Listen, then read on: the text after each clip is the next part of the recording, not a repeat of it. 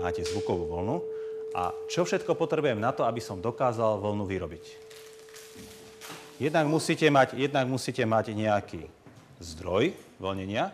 V tomto prípade je to táto ladička, po ktorej keď ja takto buchnem, tak tieto nože sa mi rozkmitajú.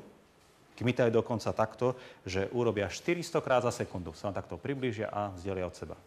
A tuto je taká dutinka preto, tomu sa hovorí rezonátor, aby stade vychádzala táto zvuková vlna. Teraz ak ju zruším. Ako vznikajú vlny na mori, sme si povedali? Vietor. Čiže potrebujem vietor. Tak vietor nám urob. Dobre, tak videli ste vlny? No, zafúka vietor a vznikajú? Dobre. No a teraz ešte takéto rovnobežné vlny si dáme. Všímate si, ako sa to odráža. Vidíte? Odrazí sa. Teraz môžem ja urobiť kmit, ja urobím vlnu. Teraz môže Julka robiť a ja. Čiže spolu môžeme robiť vlny z jednej, z druhej strany. Takže ešte raz máme priečné. To sa tiež potom budete môcť pohrať.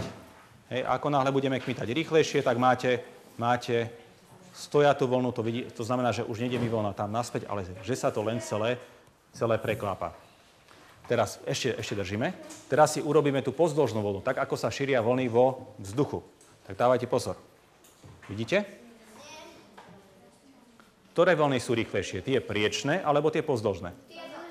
Pozdĺžné sú rýchlejšie, no. Tie sú rýchlejšie.